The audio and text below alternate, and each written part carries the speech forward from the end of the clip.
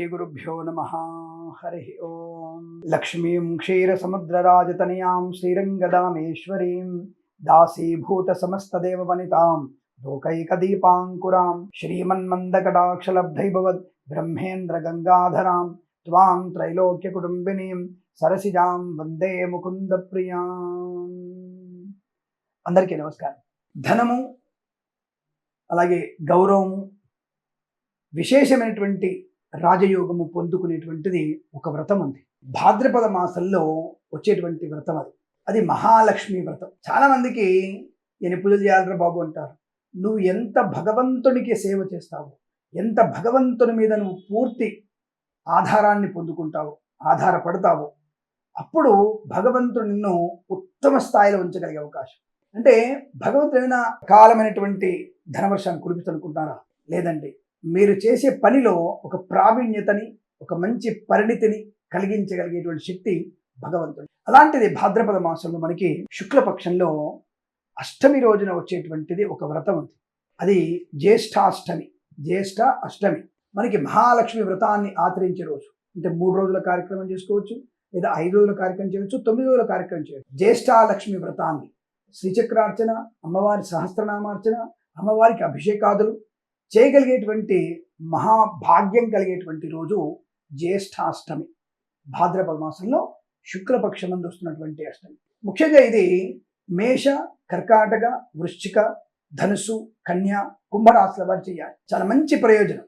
మిగతా వాళ్ళు చేయొద్దని కాదు, వీళ్ళు చేయడం వల్ల వీళ్ళు కొన్ని పనులు స్ట్రక్ అయి ఉంటాయి. కొన్ని విషయాల్లో కొన్ని పనులు, కొన్ని వ్యాపారాలు, కొన్ని టెండర్లు వీళ్ళకి స్ట్రక్ అయిపోవడం, శత్రువుల బిడ్డ ఎక్కువగా ఉండడం వీళ్ళకి జరుగుతూ ఉంటుంది.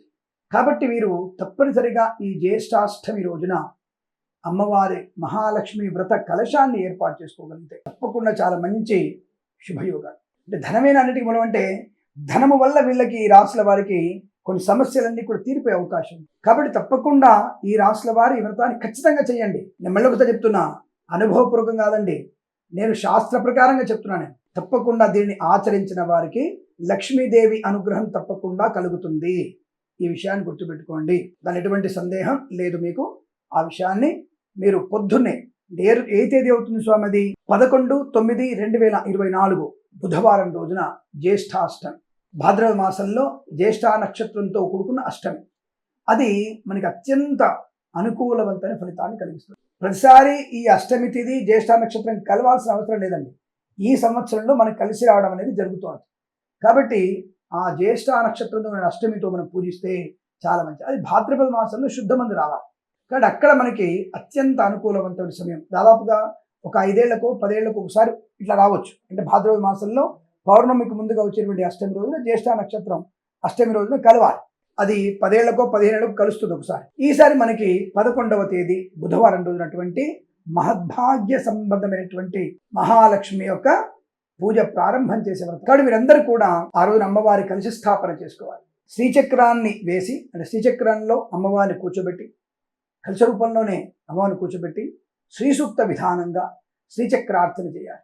లలితా సహస్రనామం, అలాగే మనకి విష్ణు సహస్రనామం, పురుషూక్త విధానంగా అభిషేకం, ఇవన్నీ కూడా ఆచరింపజేసి 3 రోజుల కార్యక్రమాన్ని చేసి 3వ రోజున ఉద్వాసన కార్యక్రమం చేసుకోవచ్చు. ఆ 3వ రోజున కనీసం 3 ముత్తైదువులకి చీర, పసుపు, కుంకుమ, గాజులు, పువ్వులు, తాంబూలము ఇచ్చే ప్రయత్నం చేయండి. దానివల్ల మనకి మంచి ఆర్థిక ప్రయోజనం. మీ భర్త గారు చేసేది లేదా మీరు చేసేటువంటి వ్యాపారంలో కానీ, ఉద్యోగంలో కానీ ఉన్నత స్థాన ప్రాప్తి. ఈ 3 రోజులు తప్పకుండా బ్రహ్మచర్య దీక్ష ఉండాలి. ఈ 3 రోజులు కూడా చాలా జాగ్రత్తగా నేలపైన పడుకోవాలి. పూర్తి స్థాయిలో ఒకటే పూట భోజనం చేయాలి. అలాగే తీపి పదార్థాలను ఎక్కువ తినాలి. పులుపు, కారాన్ని పూర్తిగా తగ్గించే ప్రయత్నం చేయాలి. ఏదో కాసింత ఒక రవ్వంత వేసుకో తప్ప నిజంగా పూర్తిగా మానేస్తే మంచిది. అలా చేయాలి. దానివల్ల అమ్మవారి అనుగ్రహాన్ని పొందుకునే అవకాశం. తప్పకుండా మహాలక్ష్మి వ్రతంలో హోమం చేసుకోవచ్చా అని అడిగే వాళ్ళు ఉంటారు. తప్పకుండా మీరు మహాలక్ష్మి వ్రతం రోజున, అంటే వీలైతే మీరు బుధవారం 11వ తేదీ బుధవారం రోజునే లక్ష్మీ హోమాన్ని, అంటే శ్రీ సూక్త హోమాన్ని, కుబేర హోమాన్ని, అంటే శ్రీ సూక్తం మీకు తెలిసిందే, హిరణ్యవర్ణాం హరణీం అనే మంత్రాలతో. అలాగే ఈ కుబేర హోమం అంటే రాజాధిరాజాయ ప్రసహ్య సాహినే నమో వయం వై శ్రవణాయ కుర్మహే సమే కామాన్ కామకామాయ మహ్యం కామేశ్వరో వై శ్రవణో దదాతు కుబేరాయ వై శ్రవణాయ మహారాజాయ నమః అన్న ఈ మంత్రంతో మనము హోమం చేయొచ్చు. ఇది కుబేర హోమం. కాబట్టి ఈ 2 మంత్రాలతో మనం హోమం చేసిన వారికి తప్పకుండా ఇంట్లో లక్ష్మీ కుబేర అనుగ్రహం ఉంటుంది.